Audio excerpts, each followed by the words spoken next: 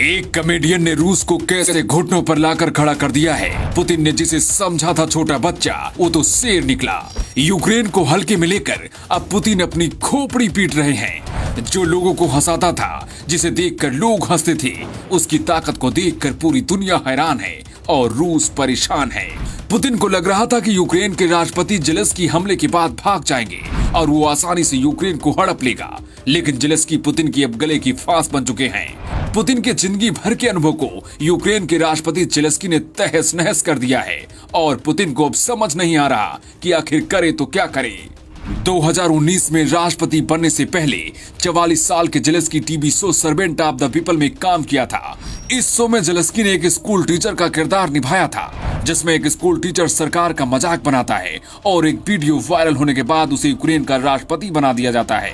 2019 में राष्ट्रपति बनने से पहले 44 साल के Zelensky TV show servant of the people में काम किया था। जेलेंस्की एक साधारण से परिवार से आते हैं। कोई राजनीतिक अनुभव नहीं था कि सरकार कैसे चलाई जाती है, लेकिन 2019 के चुनाव में जेलेंस्की को यूक्रेन की जनता ने राष्ट्रपति चुन लिया। 19 अप्रैल 2019 को जेलेंस्की यूक्रेन के राष्ट्रपति चुने गए और 20 मई को शपथ ग्रहण की। इसके कुछ ही दिनों बाद रूस के राष्ट्रपति पुतिन ने युद्धग्रस्त पूर्वी यूक्रेन के अलगाववादी नियंत्रित क्षेत्रों में यूक्रेनी नागरिकों को रूसी पासपोर्ट की पेशकश कर दी। इसके साथ ही पुतिन और जेलेंस्की के बीच की दरार धीरे धीरे आगे बढ़ने लगी। जेलेंस्की की पहचान एक कड़े फैसले लेने वाले नेता की है, लेकिन पुतिन ने ये समझने में देर कर दी।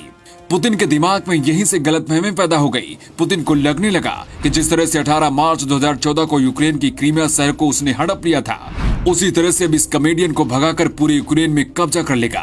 लेकिन जेलेंस्की ने 7 दिनों तक रूस से युद्ध लड़कर ये साबित कर दिया कि वो भागेंगे नहीं और आखिरी सांस तक यूक्रेन में रहकर पुतिन को जवाब देंगे। इस युद्ध में भले ही यूक्रेन बर्बाद हो गया हो, लेकिन जेलेंस्की सिर्फ यूक्रेन नहीं बल्कि पूरी दुनिया के हीरो बन गए हैं। कुछ महीनों पहले जब अफगानिस्तान में तालिबान ने हमला किया तो देश के राष्ट्रपति अशरफ गनी मुस्लिम देशों में जाकर छिप गए, लेकिन आज बुरे वक्त में भी देश में रहकर जेलेंस्की अपने लोगों के साथ लड़ रहे हैं। इससे ज्यादा और क्या हो सकता है।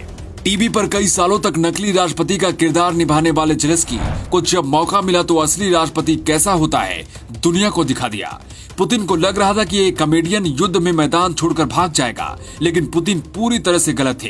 कॉमेडियन बबर शेर निकला और जंगी मैदान में मुकाबला करना चुना। नाटो देशों ने रूस को बायकॉट करने की पूरी तैयारी कर ली है। इसके साथ ही यूक्रेन में एक भारतीय छात्र की मौत होने की वजह से भारत भी आगे कड़े कदम उठाने वाला है। फिलहाल रूस में कई तरह के प्रतिबंध अमेरिका सहित बाकी देशों ने लगाए हैं और रूस को आर्थिक रूप से कमजोर करने की कोशिश की जा रही है। इसके साथ ही अब रूस के अंदर भी विद्रोह की खबरें आ रही है।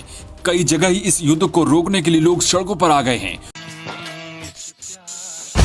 उस्ताद, आफत में पड़ी है जान। उस्ताद, उसके हाथ में तलवार है।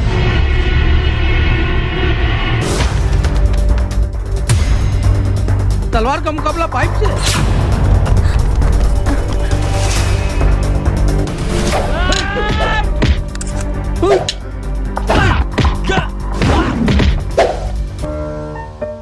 अरे वाह, आप तो हीरो हो। हीरो मैं नहीं, ग्लाइको पाइप है। अरे बॉस का कॉल। हेलो, आज का हेडलाइन क्या है? आज का हेडलाइन तो ग्लाइको पाइप है सर। ग्लाइको पाइप हम चुकाते हैं एक एक बूंद की कीमत। जब टूटती है आस, जब थकती है सांस, जब रूठते हैं अपने, मुंह मोड़ता है जमाना, जब अंगड़ाई लेता है संकल्प, फिर बनती है कहानी, बनते हैं अनमिट निशान। देखिए मेरे साथ संघर्ष की दास्तां।